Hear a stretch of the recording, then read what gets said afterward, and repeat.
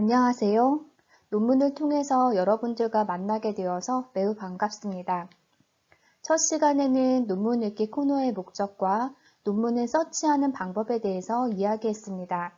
두 번째 시간에는 이 논문의 제목과 논문의 백그라운드가 되는 힙 어브덕터에 대해서 이야기했습니다. 오늘은 여러분들과 논문을 같이 읽어보도록 하겠습니다. 논문을 읽기에 앞서서 이 세 가지를 기억하셨으면 좋겠습니다. 첫 번째는 논문 읽기 시간은 영어 공부 시간이 아닙니다. 논문을 읽을 때 문법을 따져가면서 한국말로 매끄럽게 표현하실 필요는 없습니다. 논문 읽기의 목적은 환자를 치료할 때 필요한 과학적으로 증명된 정보들을 알고 적용하기 위함입니다. 한 단어도 놓치지 않고 문법을 따지면서 읽는 것보다는 많은 논문을 읽어서 표현을 익히는 것이 더 효과적이고 반복해서 읽는 것이 더 효율적이라고 할 수 있습니다. 두 번째는 논문은 구조화된 형식이 있습니다.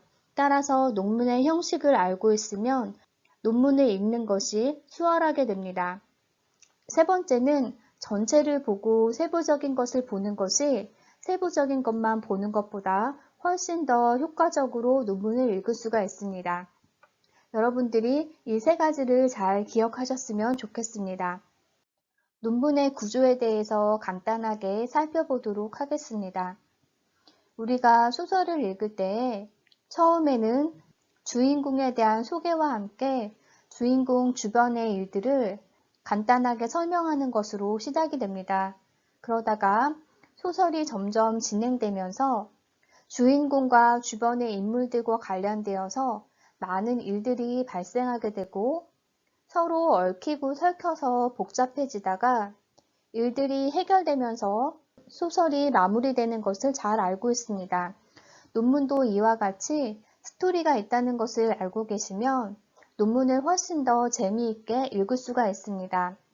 논문은 이렇게 인트로덕션과 메소드, 리절트, 디스커션, 컨클루전 이렇게 5가지의 구조로 이루어져 있습니다.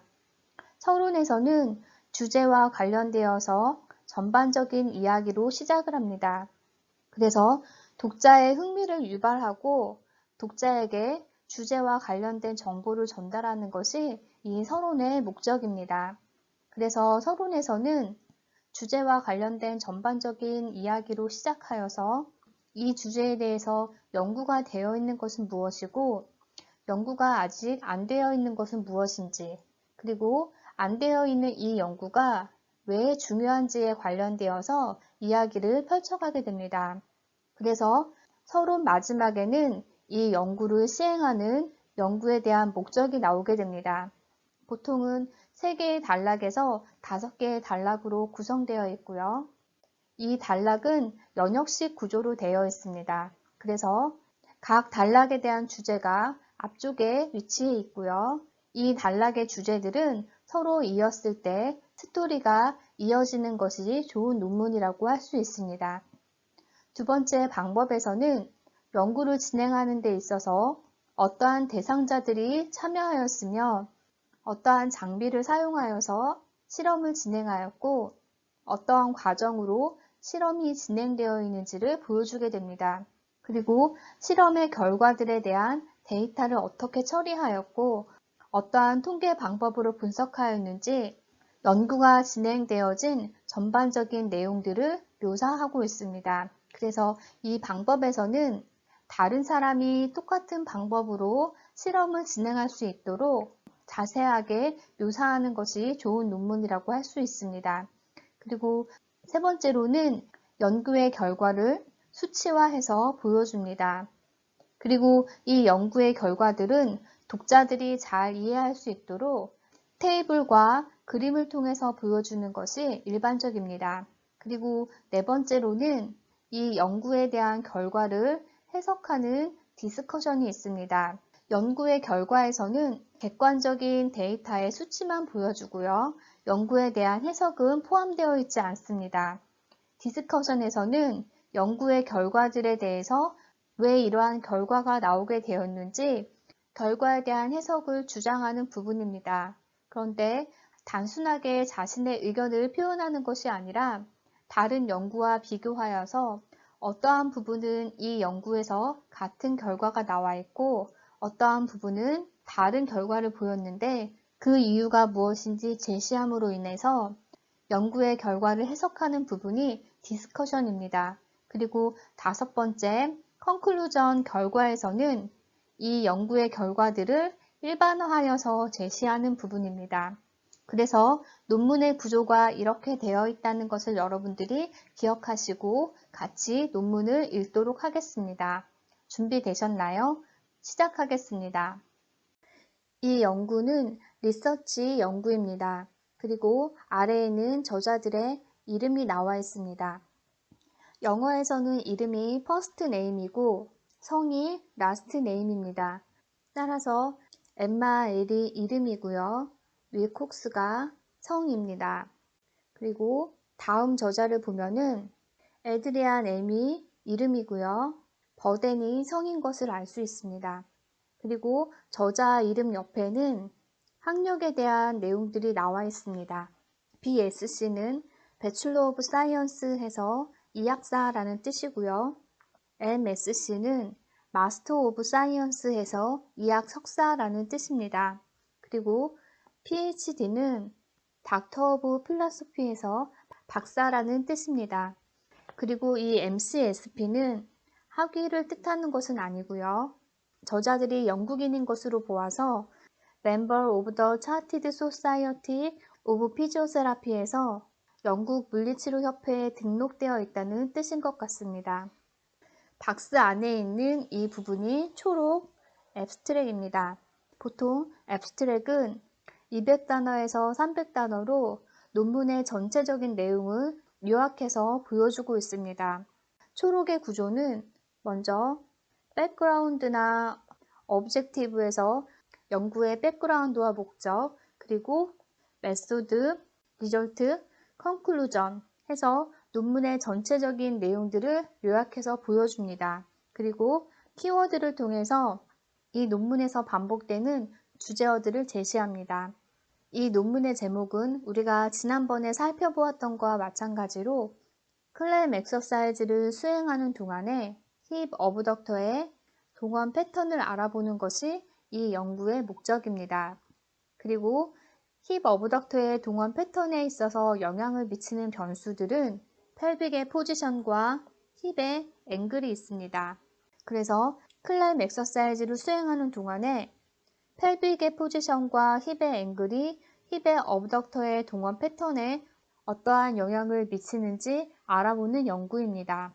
클리니시언 이 부분부터 서론이 시작됩니다. 인트로덕션은 앞에서 설명한 것 같이 보통은 3단락에서 5단락 정도로 구성되어 있습니다. 보통 논문에서는 단락을 구분하기 위해서 들여쓰기를 시행합니다.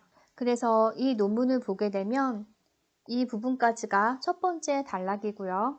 이 부분까지가 두 번째 단락입니다. 그리고 여기까지가 세 번째 단락이고요. 여기까지가 네 번째 단락입니다. 그리고 이 부분까지가 다섯 번째 단락입니다. 그래서 이 연구에서는 서론이 5개의 단락으로 구성되어 있습니다. 그리고 인트로덕션은 논문의 처음 부분이고 독자의 흥미를 유발하는 것과 정보를 전달하는 것이 목적이기 때문에 서론의 내용에 따라서 논문을 계속 읽을지 아니면 스킵할지가 결정되게 됩니다. 그래서 서론 파트는 논문에 있어서 매우 중요한 부분입니다. 먼저 첫 번째 단락을 보도록 하겠습니다. 임상의들은 일반적으로 힙 어브덕터에 대해서 타겟을 합니다. 어느 때에 타겟을 하느냐 하면 로백페인과 하지의 인저리가 있을 때 힙 어브덕터에 대해서 타겟을 하게 됩니다. 그리고 서치 에즈는 하지 인저리에 대해서 보충 설명을 해주는 부분입니다. 그래서 첫 번째 단락에서는 첫 번째 문장이 주제 문장입니다. 그러면 첫 번째 단락의 나머지 부분들은 이 주제 문장에 대해서 보충 설명하는 내용입니다. 살펴보도록 하겠습니다. 이전 연구들에서는 재활 운동을 할 때 힙 어브덕터가 활성화되는 것을 확인하기 위해서 근전도를 사용했습니다. especially 특히 웨이트 베어링과 넌 웨이트 베어링 엑서사이즈를 하는 동안에 글루테우스 메디우스와 글루테우스 맥시무스의 활성화를 조사하였습니다. 그러나 however가 나오면 앞에 있는 문장의 내용과 반대되는 내용이 나오겠죠.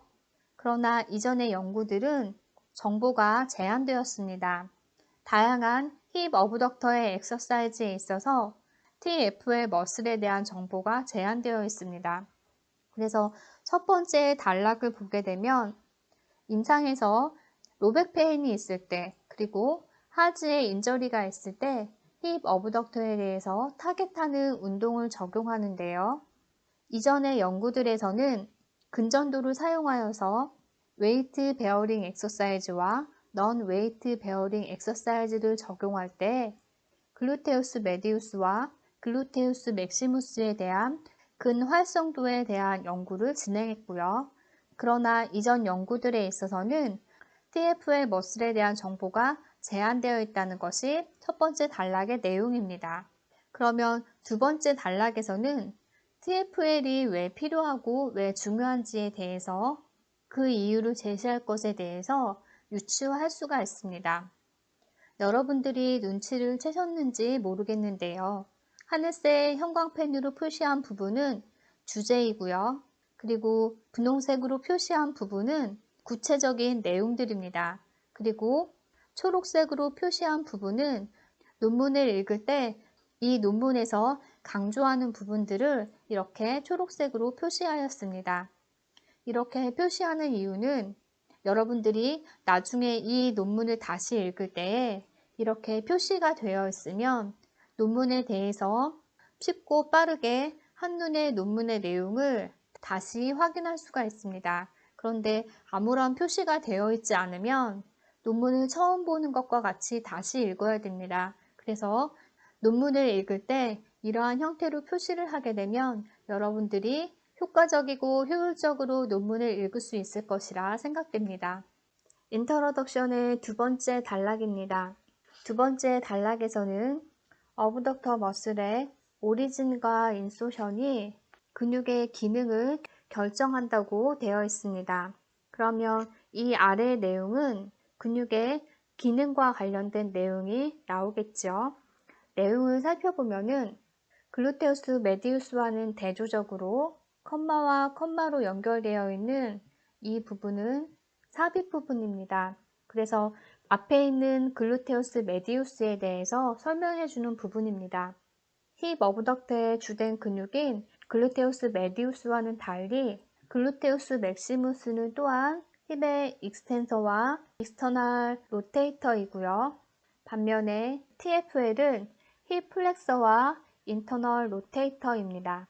결과적으로 과도한 인터널 로테이션이 관찰될 때 어떤 때냐 하면 보행이나 움직임의 패턴에서 과도한 인터널 로테이션이 관찰되는 것은 TFL이 힙 어브덕터로서 도미넌트하게 동원되었을 때입니다. 그래서 TFL이 이렇게 도미넌트하게 동원되게 되면 글루테우스 메디우스가 디스유스, 사용되지 않거나 어트로피가 있다는 것을 의미합니다. 그리고 이럴 때에 TFL이 과도하게 활성화되게 됩니다. 그래서 두 번째 단락에서는 힙의 어브덕터로서 글루테우스 메디우스가 도미넌트하게 사용되지만 보행이나 움직임의 패턴에 있어서 힙이 인터널 로테이션 되게 되면 프라이머리 힙 어브덕터인 글루테우스 메디우스가 어트로피가 있거나 사용되지 못하고 TFL이 과도하게 활성화된다는 것을 보여줍니다. 여기서 여러분들에게 한 가지 팁을 드리면 글루테우스 맥시무스 같은 경우에는 힙의 익스텐서와 익스터널 로테이터지요. 반면에 TFL은 힙의 플렉서와 인터널 로테이터입니다. 그래서 두 개의 근육이 힙의 어브덕터로서 작용은 하지만 다른 측면에 있어서는 기량작용을 하는 것을 알 수 있습니다. 그래서 글루테우스 맥시무스를 힙의 익스텐서 그리고 익스터널 로테이터로 알고 계시는 것도 중요하지만 우리가 보행을 하거나 일상생활 동작에 있어서는 컨센트릭으로 근육이 작용하는 부분도 있지만 이센트릭으로 근육이 작용하는 부분도 많이 있습니다. 그래서 글루테우스 맥시무스를 힙의 익스텐서와 익스터널 로테이터로도 알고 계시고 다른 측면에서는 이센트릭 컨트랙션 측면에서 힙의 플렉션과 힙의 인터널 로테이션을 컨트롤하는 근육으로도 알고 계시면 좋을 것 같습니다. 그래서 두 번째 단락에서는 힙 어브덕터가 되는 글루테우스 메디우스와 글루테우스 맥시무스 그리고 TF의 머슬의 기능에 대해서 이야기를 했고요. 특히 글루테우스 메디우스가 사용되지 않거나 어트로피가 있을 때 균형이 깨어졌을 때 TFL이 과도하게 활성화되어서 힙이 인터널 로테이션 된다는 것을 강조했습니다. 세 번째 단락을 보도록 하겠습니다. 힙 어브덕터에 대한 스트렝스닝 엑서사이즈를 처방할 때에 힙 어브덕션에 관여하는 모든 머슬들, 글루테우스 메디우스, 글루테우스 맥시무스, TFL 머슬, 모든 머슬들을 고려해야 됩니다. 세 개의 프라이머리 힙 어브덕터의 액티베이션은 이 저자에 의해서 보고되었고요. 11개의 다양한 운동들을 평가했습니다. 그리고 이 저자는 3개의 non-weight bearing exercise를 연구했습니다. 비록 2개의 연구에서는 결론을 내렸는데요. 엑서사이즈의 타입, 여기서 이 G는 이그젬플입니다. 엑서사이즈의 타입, 스텝업이나 스쿼트 또는 사이드라인에서 하는 어브덕션과 같은 이러한 엑서사이즈의 타입은 힙의 어브덕터의 액티비티에 영향을 미치는데요. 그런데 이 연구들에서는 엑서사이즈의 테크닉, IE는 즉이라는 뜻이고요. 앞의 내용들을 구체적으로 부연 설명해주는 부분입니다. 그래서 이 연구들은 운동의 타입에 대한 연구는 진행했지만 방법에 대한 연구, 힙 어브덕터의 활성화에 영향을 미치는 바디 포지션에 대한 정보는 제공하지 않았다는 내용입니다. 그래서 힙 어브덕터에 대한 이전 연구들은 스텝업이나 스쿼트나 사이드라인에서 힙 어브덕션하는 운동의 타입과 관련되어서는 연구를 진행했지만 운동할 때에 힙 어브덕터 동원에 영향을 미치는 바디 포지션에 대한 연구는 진행하지 않았다는 내용입니다. 네 번째 단락을 보도록 하겠습니다. 일반적인 치료적인 운동은 초기 단계 동안 사용됩니다. 힙 어브덕터의 강화에 초기 단계 동안 사용됩니다. 이 문장을 보시면 앞에 주어가 굉장히 길지요. 그래서 클램 또는 클램쉘 엑서사이즈가 힙 어브덕터의 강화 운동으로서 초기 단계에 진행된다는 것을 강조한 것을 볼 수가 있습니다. 그래서 클램 또는 클램쉘 엑서사이즈는 힙 어브덕터의 강화에 초기 단계에 주로 치료적인 운동으로 사용된다는 것을 알 수가 있고요. 여러 연구에서 클램쉘 엑서사이즈를 수행하는 동안에 힙 어브덕터에 대한 연구를 진행을 했었고요. 그리고 그 중에서 이 연구에서만 힙의 앵글에 따라서 글루테우스 맥시무스와 글루테우스 메디우스가 어떻게 활성화되는지를 평가하였는데요. 반면에 TFL은 평가하지 않았고요. 그리고 TFL과 관련되어서는 오직 하나의 포지션에서만 평가가 이루어졌다고 합니다. 다섯 번째 단락을 보도록 하겠습니다. The purpose of the current study was에서 이 연구의 목적은 어세스하는 것인데요.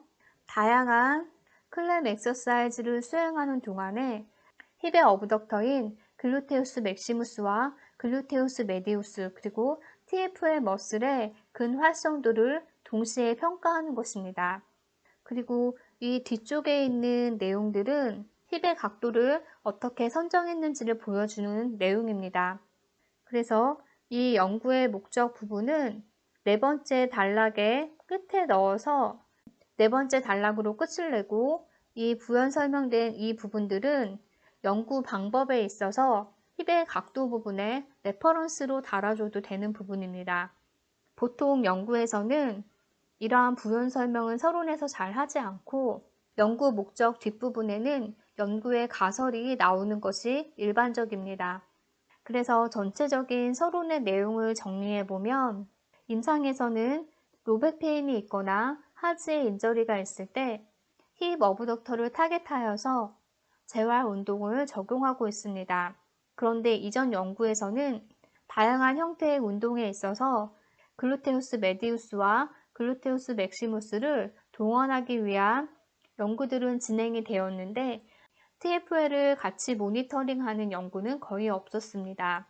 그런데 TFL은 힙의 어브덕터로도 작용을 하지만 힙의 플렉서나 인터널 로테이터로도 작용을 하기 때문에 우리가 보행을 할 때나 어떠한 움직임의 패턴에 있어서 힙의 인터널 로테이션이 도미넌트하게 나타날 경우에는 힙 어브덕터의 프라이머리 머슬인 글루테우스 메디우스가 디스유스 사용되지 않거나 어트로피가 있을 때 TFL이 과도하게 활성되어서 힙 어브덕터로 도미넌트하게 나타나는 경우입니다. 그런데 이전 연구들에서는 운동 방법에 대한 다양한 연구들이 진행이 되었지만 힙의 각도에 따라서 클램쉘 엑서사이즈를 적용할 때에 글루테우스 맥시무스와 글루테우스 메디우스, TFL 머슬의 동원 패턴에 어떠한 영향을 미치는지에 관련된 연구가 없기 때문에 이 연구에서는 클램쉘 엑서사이즈를 적용하는 동안 펠빅의 포지션과 힙의 각도가 글루테우스 맥시무스와 글루테우스 메디우스, TFL 머슬 동원 패턴에 어떤 영향을 미치는지 알아보는 연구입니다. 오늘은 논문의 형식과 서론 파트를 같이 읽어보았습니다. 다음 시간에는 메소드 방법 부분부터 논문 읽기를 같이 하도록 하겠습니다. 논문의 내용과 관련되어서 질문이 있으실 경우에는 게시판을 통해서 질문을 해주시면 신속하게 답변을 드리도록 하겠습니다. 다음 시간까지 이 서론의 내용들을 다시 한번 확인하셨으면 좋겠습니다. 수고하셨습니다.